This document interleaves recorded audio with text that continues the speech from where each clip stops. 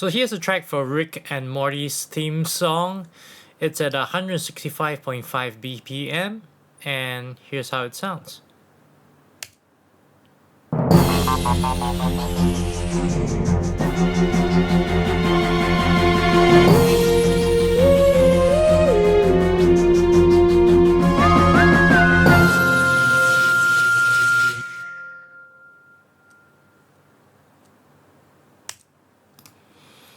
So that's how it is. Let's explore this track.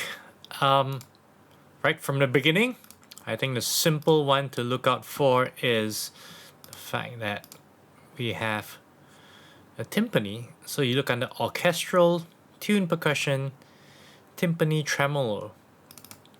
And essentially this is what's going on.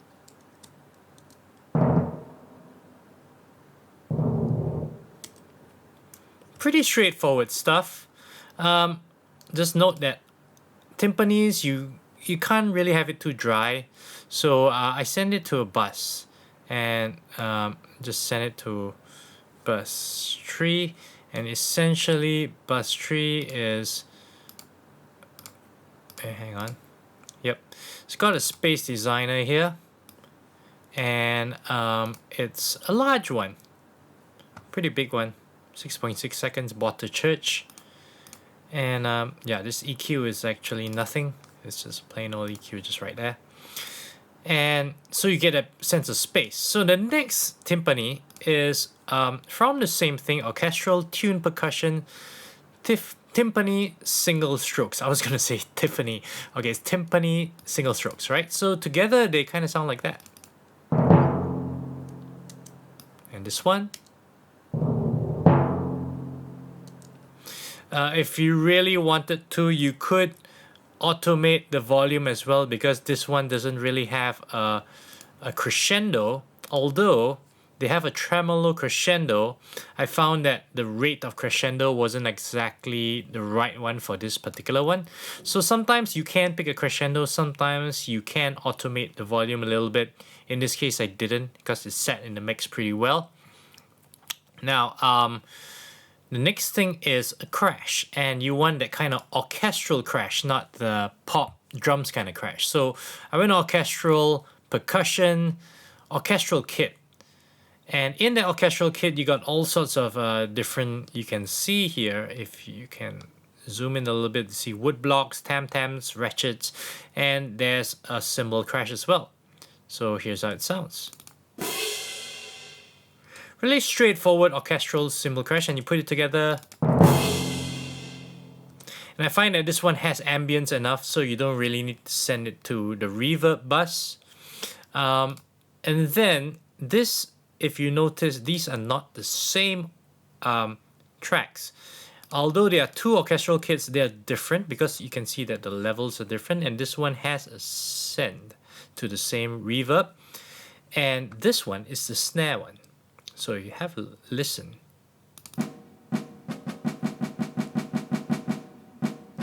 So it's kind of like, it's a fakey sounding snare, and there's a little bit of flam. So if you look at this, there's kind of like, it's quantized to 1/8 notes, but we have some flam over here at -43 thick. So you got to play around with the flam to kind of get slightly more realistic kind of sound.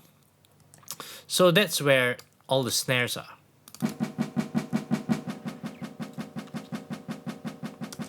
And it doesn't sound great, so we need to pair it with another drum kit.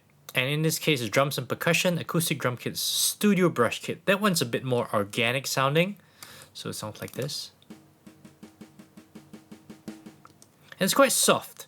And I've panned it to the left because I have another snare panned to the right. And in this case, it's, sorry, here we go. It's a European, underworld, European folk kit. It's got some nice snares and little acoustic-y, orchestral type instruments as well. Now, they all still have that machine gun thing going. That's what you get when you get drum samples that are not particularly have many samples. You know, some of them have like 7 or 8 round robins, and they sound a bit more realistic that way. I decided to take out some of the low end and the mids and lows on this to sort of like just focus on that airy part of the snare. And this one I panned to the right, to the left, sorry. This one was to the right, this one to the left. So together they sound a bit better, not fantastic.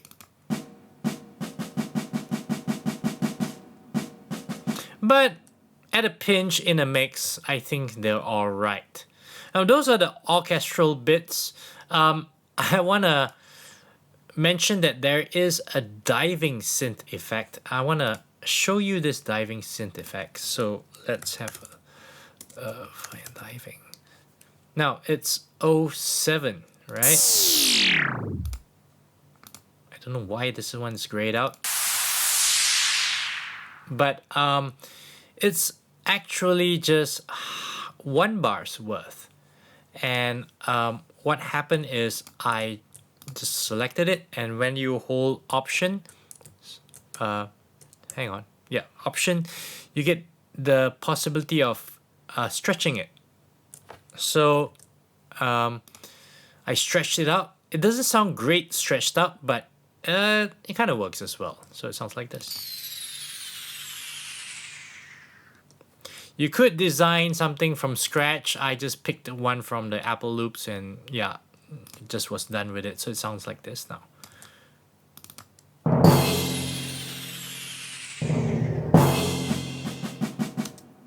Yep. Now let's get to the fun bits. This one took the most time to do because it's the most iconic sound as well. And it's this one. Let's play this bit. That iconic opening sound. Okay, so let's start with the sound design for this. I use an ES2 synth, and you can find it here. And I always like to start with a sort of preset that sounds quite close to what it could sound like. So I went to the tutorial settings, I picked an FM drive. I can't exactly remember what I mucked around with, but I tried to get the closest sound possible. Probably had to muck around with the envelopes as well. And so without all the effects, this is what it sounds like. It's not too bad. You know, I think I got a pretty close approximation of what it's supposed to be. And these are the settings, so you can download the project and have a play with that. Now, there is quite a little bit of automation, but let's get to the effects first. So there's a stereo delay, and these are the settings. I didn't use any presets, and you get a little bit of a stereo delay like this. Pretty boring kind of stereo delay, but what's interesting is when you use that with a tremolo at the same rate, or you can half the rate, or you can double the rate, as with the stereo delay, you get stereo panning. Stereo pan delays. Yeah, so that's something to play around with. And then if you open up the automation, you'll see there's a ton of automation. So in this case, this one, I went to ES2 MMF cutoff. So under the filters, there's a multi-mode filter cutoff. And you can see that's where the filter sort of moves. Yep, that little change in tonality was the filter. And then what happened was I detuned the oscillators as well. Just a very slight detune, because I found that there's OS1 and OS2 detune. I found that in the track itself, the original sound, there is some kind of detune going on. In fact, it's more aggressive than what I have here, but I kind of could live with this one. So and in the volume as well, as sort of like volume automated. Now when you have automation, especially volume automation, you want to be able to still balance the audio. So I have a gain plugin, and in this case I put a +17 because I needed that much gain to balance everything out. But a gain plugin is useful when you can't use the fader anymore because of your automation. So there you go. So now we've got that iconic sound. Let's go to the orchestral bits. Now we have this violin trill, and this one is interesting as well because it adds a lot of character. You can find it in Orchestral Strings, Violins 1, Trill 1. And this trill 1, if I'm not mistaken, is the minor trill. Minor second? Yep.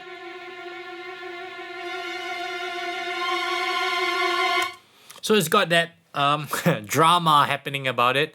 And in that as well, there is automation. This is volume automation to really like bring it up.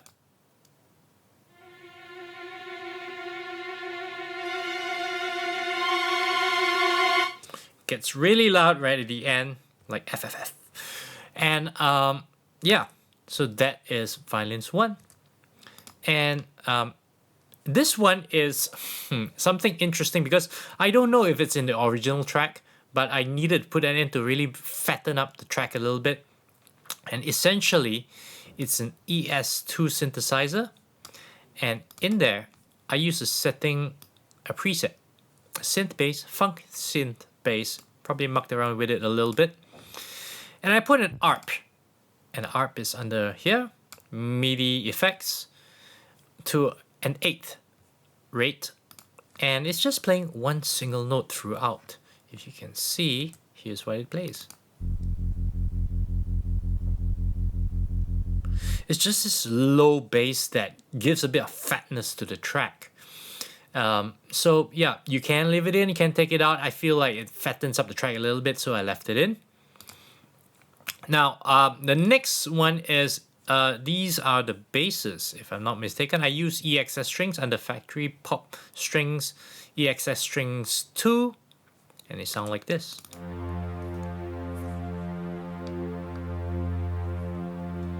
They're just an octave, really sustaining right throughout. And yeah, that's it. And the next one is, the violas. And this one's very rhythmic. So it's a staccato. Now you can see under Orchestral Strings, viola staccato. These are how it sounds like.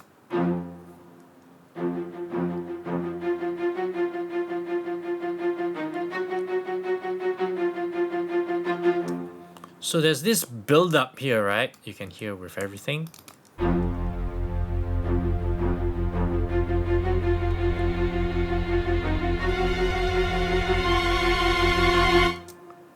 Nice little build up. And it's paired with another viola staccato. Same thing. And it's just...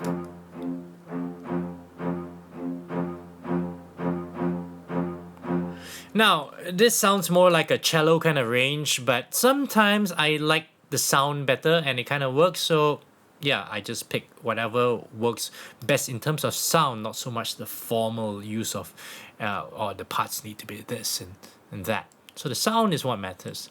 And in this case, the next part, right where everything builds up, there is a French horn crescendo. French horns crescendo you can find under orchestral brass. French horns crescendo sounds like this. Nice and big, and brass always does well with reverb, so you need to send quite a generous bit of it. And I find French horns one of the nice and big type sounds that work. So here's how it sounds.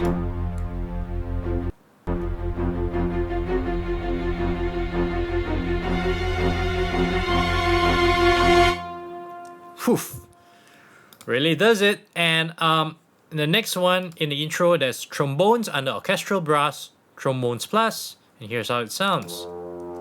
It's just the low end, very similar to the EXS Strings 2. And you notice on the low ends, EXS String 2 and trombones, I didn't really send a reverb because I find that sometimes having that reverb, although unrealistic to not have a reverb, I feel that the bass is tighter and everything is just a bit more defined when you don't have reverbs on the low end. Now we have a cello staccato, and these are from Orchestral again, strings, cello staccato. Here's how it sounds.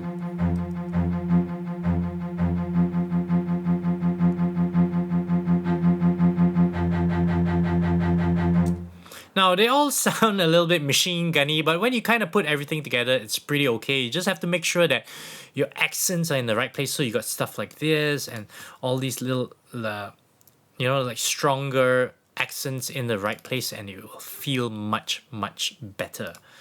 Now, there is another synth, and this synth sounds like this.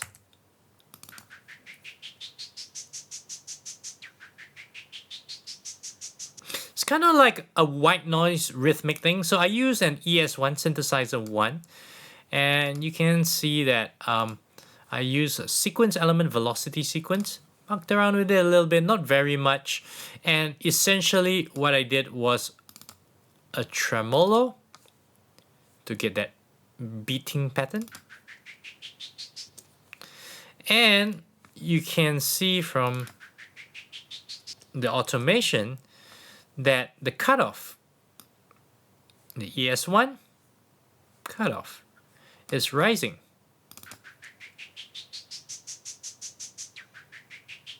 And then it goes down.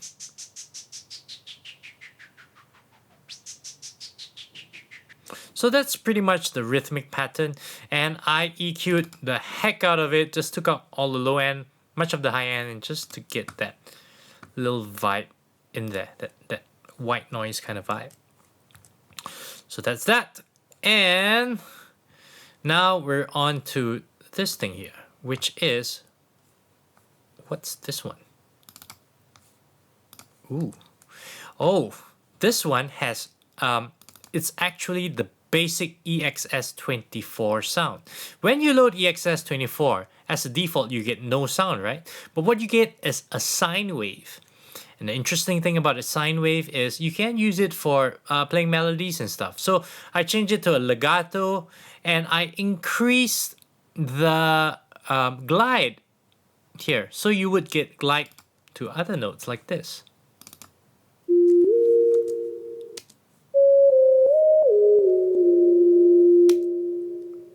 That's essentially it. And you get a little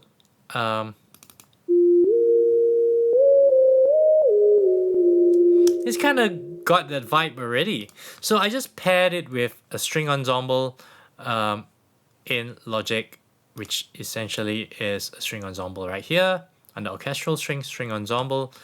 And this one is a channel preset. I normally don't use channel presets, but this one kind of works. So here's how it sounds. And as a pair, that's how they sound.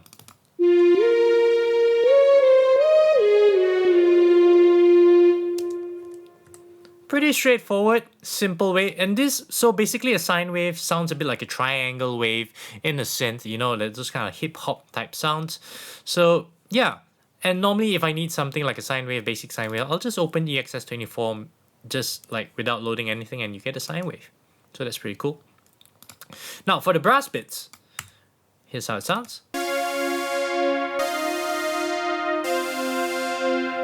Super 80s kind of sound.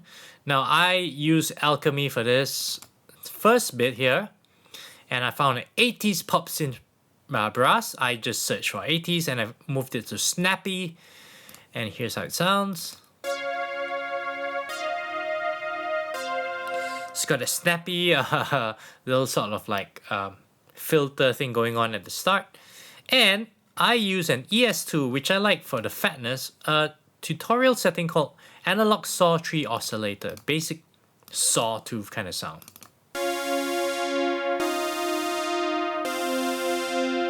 Now you can hear some of that fall in the sort of cutoff a little bit.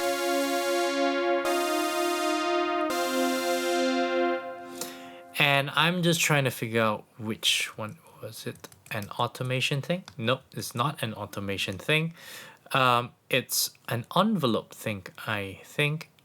Yeah, so the envelope 2, yep, is messing about with cutoff 2. And then you can make your changes in envelope 2 to get that kind of change in the tonality. So you can hear the envelope changing the cutoff right there. And when you put it together, it's a nice 80s type chords.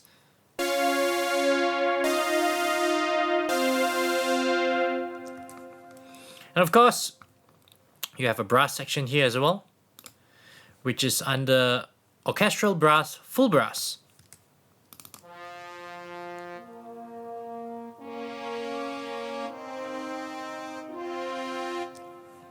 That's how it sounds, just adding a bit of texture there.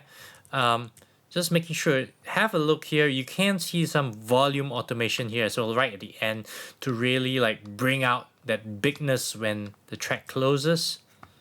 So that's where it is. And so everything sort of plays out their parts, nothing additional there. And right at the end, there's the diving scene effect. And of course, there's the electrical sound. And I think you can find, I found them in loops.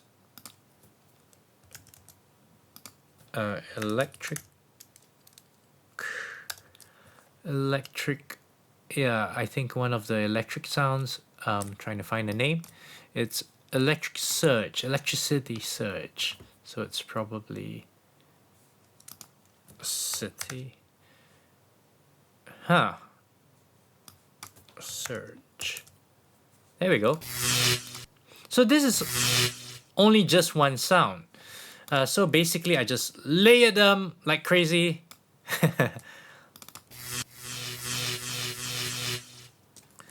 Alright, just put them one on top of the other with crossfade drag and just creates the crossfades. And then I went to find more electrical stuff, electrical noise. And then yeah, I found one here. It's like, oh, that's not bad. So let's put it underneath and combine them. And that sounds kind of like what happens. So I was kind of proud of that because I wasn't sure if I could find an electrical sound within standard Logic itself, but in your loops folder, you'll find one like that. And that is that.